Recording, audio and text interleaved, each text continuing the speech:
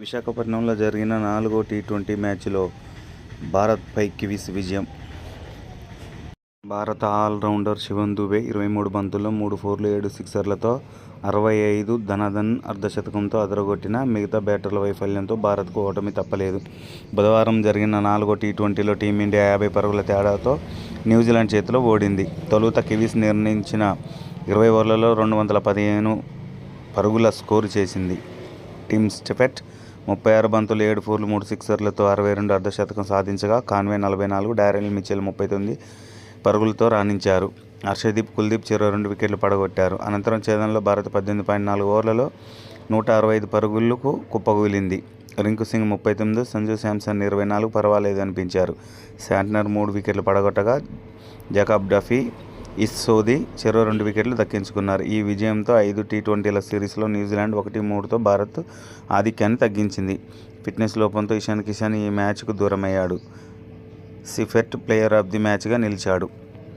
అయితే మన భారత ఇన్నింగ్స్లో తొలి బంతికే opener Abhishek Sharma golden duck out కాగా, రెండో ఓవర్లలో సూర్యకుమార్ 8, డఫీ రిటర్న్ క్యాచ్తో వెనక్కి పంపాడు. 9 పరుగులకే 2 వికెట్లు కోల్పోయిన తరుణంలో శాంసన్, రింకు 3వ వికెట్కు 48 పరుగుల భాగస్వామ్యంతో ఆదుకునే ప్రయత్నం చేశారు. దీంతో భారత్ 6 ఓవర్లకు 53 పరుగులకి 2 వికెట్లతో నిలిచింది. అయితే శాంసన్, హార్దిక్ పాండ్యా 2, శాంట్నర్ తర్వాత రింకుకు ఫోక్స్ ఎల్బీ చేశారు. అయితే ఈ దశలో ఒక్కసారిగా విజృంభించిన దుబే విజయంపై ఆశలు రేపాడు. సోది వేసిన 12వ ఓవర్లో దుబే 2 ఫోర్లు 3 సిక్సర్లతో కలిపి మొత్తం 29 పరుగులు పిండుకోవడంతో స్కోర్ బోర్డు పరుగులు పెట్టింది.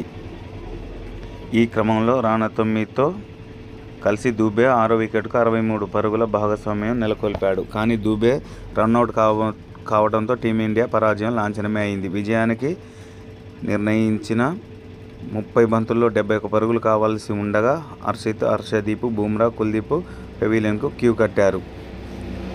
ఇక న్యూజిలాండ్ జట్టులో ఓపెనర్లు కాన్వే, స్టీఫెట్ పవర్ ప్లేలో అదరగొట్టడంతో న్యూజిలాండ్ భారీ స్కోరు చేసింది.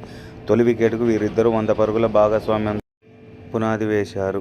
టాస్ కోల్పోయి బ్యాటింగ్ దిగిన కివీస్ ఆరంభం నుంచే భారత బౌలర్లపై విరుచుకుపడింది. ముఖ్యంగా సిఫెట్ ఎడాపెడా షాట్లతో స్కోర్ బోర్డును పరుగులు పెట్టించాడు. దీంతో పవర్ ప్లేను కివీస్ 71-0తో ముగించింది. 9వ ఓవర్లో కాన్వేను అవుట్ చేసిన కుల్దీప్ జట్టుకు తొలి బ్రేక్ అందించాడు.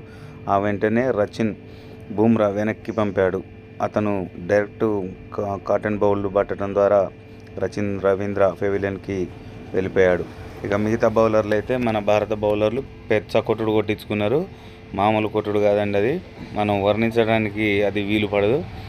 అయితే ఈ విశాఖపట్నం మ్యాచ్లో మాత్రం మన వాళ్ళు విపరీతమైన ప్రయోగాలు చేశారు. ఓపెనరు వికెట్లు కోల్పోతే మిగతా బ్యాట్స్మెన్స్ ఏ రేంజ్లో పర్ఫార్మెన్స్ చేస్తారో తెలుసుకోవడం కోసం ఈ విధమైన ప్రయోగం చేశారు.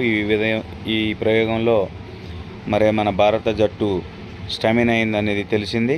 కాబట్టి జట్టు కూర్పు విషయంలో భారత జట్టు మాత్రం చాలా ఆలోచించుకోవాలి. ఎందుకంటే ఇంకో 10 రోజులలో టీ20 వరల్డ్ కప్ జరగనున్న నేపథ్యంలో మరి మన భారత జట్టు ఏ విధంగా కూర్పు చేసుకుంటారనేది మరి ముందు చూడాల్సి ఉంటుంది. కాబట్టి ఈ వీడియో మీకు నచ్చినట్లయితే దయచేసి సబ్స్క్రైబ్ చేయండి, షేర్ చేయండి. Thank you very much.